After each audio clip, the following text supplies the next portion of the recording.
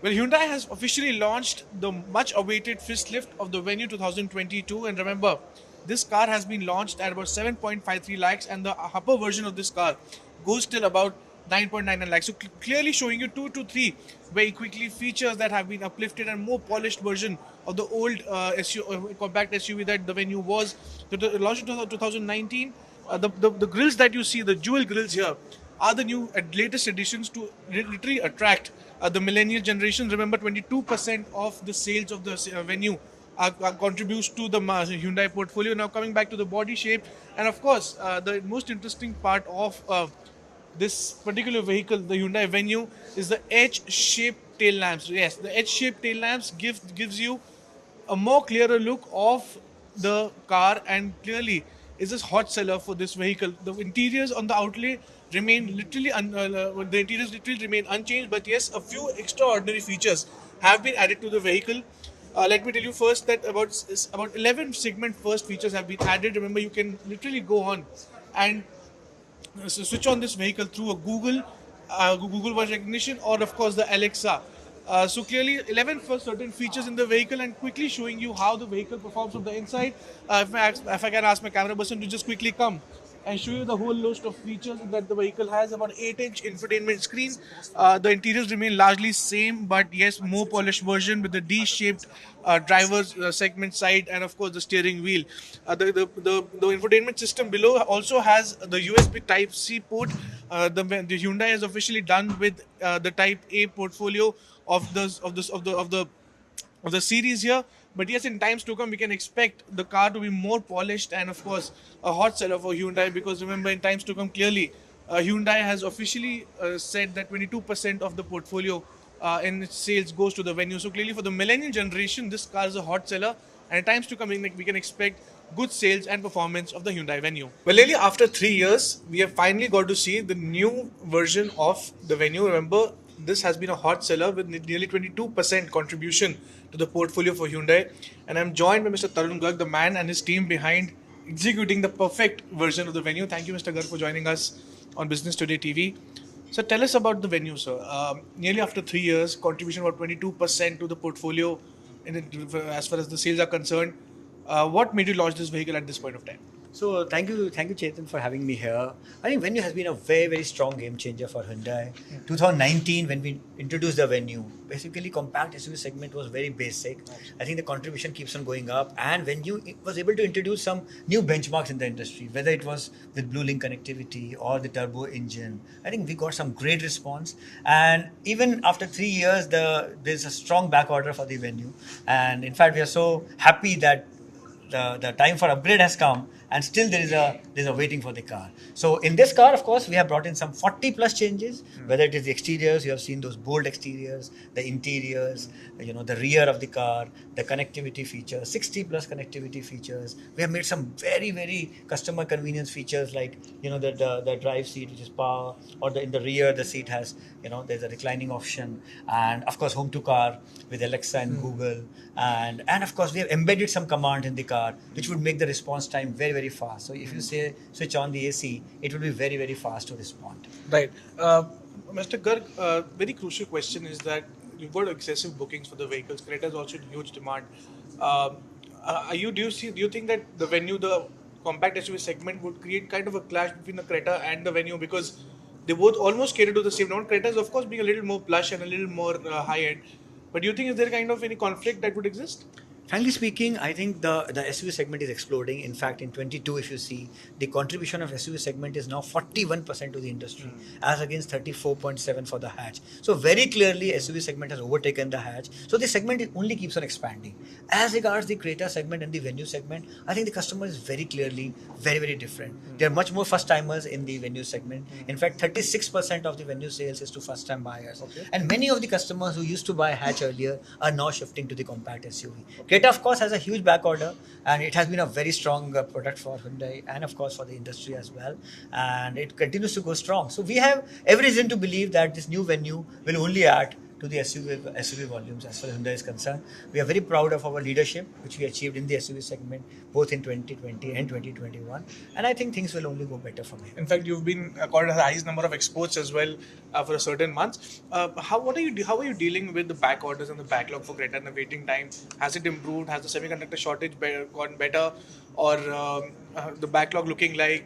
Are you looking to clear orders fast? And what is being done by Hyundai to ensure the customers get their vehicles in due time and without waiting for long? Chetan, I think this is something, semiconductor issue is something which is, of course, everybody knows that's a global issue, not limited to India, not limited to Hyundai, not limited to auto industry. And there are so many uncertainties which keep on coming up. So I think we still, of course, we have come a long way, I think, in terms of resolving the crisis. At the same time, there is still some distance to cover. I would say at this point of time, yes, things appear to be little bit improving, but we still have a lot of ifs and buts. So we are trying our best. We have a back order of 135,000 customer orders.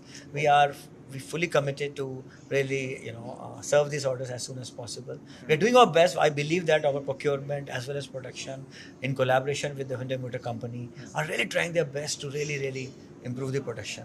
So hopefully things will improve, but still very early to say that we are away. We are over the crisis. Right. Along with the SUV segment in India, the electric vehicle segment is also on the verge of exploding in India. But there are issues of the ecosystem, the charging stations, and all.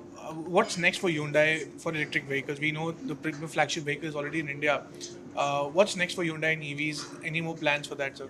So two things. One is, of course, as you would know, that in December 21, we announced that we are going to have 6 BEVs in India by 2028, and they would be across the segments, whether the mass segment or the premium segment, across body types, whether it is the CUVs or SUVs or sedans. Also, this year, very exciting, because we have announced the introduction of Ioniq 5 in India, which is the World Car of the Year, which is the World Design of the Year, and World Electric Car of the Year. So I think as far as Hyundai is concerned, we have a very clear strategy in place, not only in terms of products, we are also working very strongly on the ecosystem. We had a tie-up with Tata Power, so we are working on the charging ecosystem. So I think we understand that electric vehicles is much more than the ICE, and we'll need to really work on the entire ecosystem to make it happen. At the same time, we'll keep on introducing products. As far as electric vehicles is concerned, we are having a top-down approach, which means that going for the premium segment first, and then maybe then introducing cars in the other segment. But the top-down approach, would you think that should be a little worrying for the common man who really wants to buy a good EV? Because one of your competitors with Tata has a good EV in the market, especially priced at a very competitive pricing with vis-a-vis other players. Don't you think a common man's car for an EV would be much better at this point of time when inflation is all-time high, then going towards the upper end? So look, there are multiple issues involved here, and of course every company would have a different strategy, because if you see the battery prices also, they had to really come down. They have come down, but not to the pace which we have and everybody would have liked. In the future, probably the prices would come down further, and I think that will really make the cars much more affordable. As of now, it is still a very niche market, but like I said, we have to really put a foot forward, and gradually, once you work on the ecosystem, once you introduce more products, once you learn more, I think the possibility and of a success of a mass electric vehicle will definitely improve a lot. Mr. Garg, towards my last 2 questions, what are the investment going on in India? We heard about, of course, the Telangana investments of 1,400 crore rupees. How does that pan out, and any more investment opportunities you're looking at? So as far as Hyundai Motor India is concerned, we had announced in 2019 that we are going to invest 7,000 crore to 2024. So I think we are very much on track. Okay. We have also announced the 4,000 crore investment for the battery electric vehicle. So I think Hyundai is really committed towards India. We also have, of course, a new spanking corporate office in Gurgaon. So we are very committed to India. Last 2 years, you have seen that we have introduced more than 10 products. Today, of course, we have the Venue. So I think India is a very key market as far as Hyundai Motor Company is concerned, and we stand very strongly committed to India. Right. With interest rates at an all-time high, with Fed also increasing rate by about 0.75 basis points, lending in India, EMIs in India, which really about 80% of any automotive sales in India account for lending and financing options, that will definitely get affected. So how are you looking at this particular development? So this is definitely a cause of concern. In fact, the rates have gone up first by 40 basis point and then by 50 basis point. Of course, it is already reflecting in the car loan rates as well. So this is definitely a risk. The inflation continues to go up. So there are some challenges. At the same time, there are some opportunities. I think very clearly the sentiment in India is much better than the global markets. The vaccination rates are much higher. The fear of COVID is definitely going away. Okay. The monsoons are expected to be good. So I think there are a lot of positive factors. And interest rates, yes, while they have gone up, they still continue to be, still okay, manageable. So my point is that we have to keep an eye on those challenges, those geopolitical crises. At the same time, what India has shown is that somewhere we have been able to isolate somewhat from the global challenges.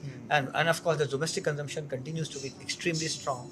So we are hopeful that, and of course, cautiously optimistic that things are going to be stable. Demand is strong. I talked to you about the back orders. So as far as the car industry is concerned, I think we're very happy that we're able to contribute to the Indian economy and very, very strongly, in fact, as well as to the job market. Well, really being aggressive in Indian markets, as Mr. Tarun Garg is telling. Thank you so much for joining us today on Business Today TV. Well, that's what Mr. Garg telling us about how the Indian market is performing, and really, with interest rates also going up, the consumers, however, are managing it quite well.